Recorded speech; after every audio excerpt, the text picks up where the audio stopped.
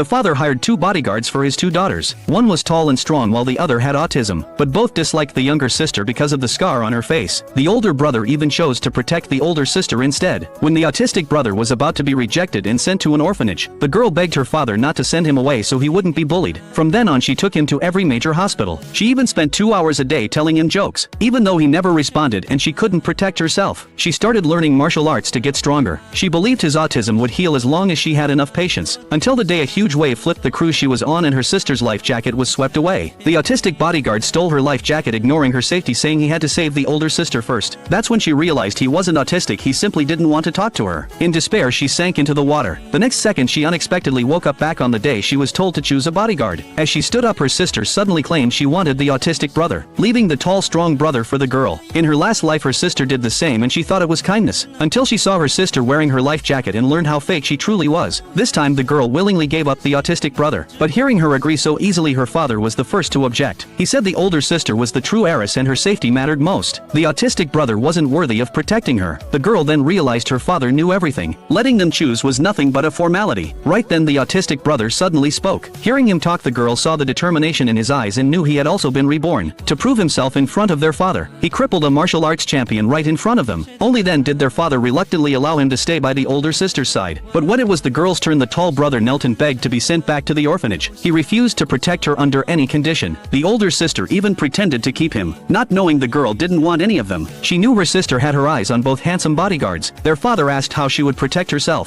She said she could work at the older brother's company. He didn't stop her, but the older brother disliked her so much he didn't even meet her and had his secretary dump a useless position on her. Still, the girl wasn't angry and did all her tasks quietly. The staff bullied her because she was new, but she never complained. She even landed the hardest client with her talent. Only then did the brother finally meet her. He even held a celebration and promoted her to an executive position. She knew he lacked capable people, so even if he preferred her sister he had to rely on her. But the older sister grew jealous as the girl became more successful. She mocked her scar and told her not to show up in public, claiming it hurt the family name. Only the girl knew the scar came from being shoved toward a robber by her sister. Her sister had always envied her beauty but never admitted it. The girl refused to argue about the past and turned to leave, but her sister suddenly knelt and apologized. The autistic bodyguard happened to see it. He rushed toward the sister and shoved the girl hard, burning her arm with hot water. Yet he felt no guilt and even threatened her to apologize to the older sister. The girl refused and walked away, deciding to move out the next day. She never wanted anything to do with the three of them again. Out of guilt, the bodyguard later asked about her injury. He said he could protect her if she promised not to upset the heiress again, but after all she'd lived through, she was done with them. She needed no one's protection now. The next day she packed to leave. She was finally ready to walk away for good, but the tall bodyguard burst in, saying the heiress had been kidnapped and dragged her out. Luckily she had learned some fighting skills in her past life and broke free. She said her sister's kidnapping had nothing to do with her, but he insisted it was all her fault. The kidnappers even offered an exchange, and he wanted to trade the girl to save the older sister. They fought and she quickly fell behind. The autistic brother then ran in panicked. Hearing her plea for help, he remembered his promise to make it up to her in the next life. Yet again he chose to save the older sister first. He promised he'd rescue the girl after saving her. She slapped him across the face. She had long given up hope on him. Soon she was taken to the kidnapping site. They swapped the older sister without hesitation. She had expected not to be valued but still felt crushed. She never imagined the family wouldn't send ransom for 3 whole days. The kidnappers threatened to cut off her fingers if they didn't get money. Desperate, she called the older brother, but the sound of the sister's birthday party came through the phone. They didn't care about her and hung up. What they didn't know was all of this was part of her plan and the kidnappers were hired by her. She already knew the 2 bodyguards would harm her for the sister, so she staged her own death. She secretly contacted the family's greatest rival and set up a plan to destroy the Chin family. From then on she escaped her family's control completely, and the 2 scumbags were about to face brutal revenge.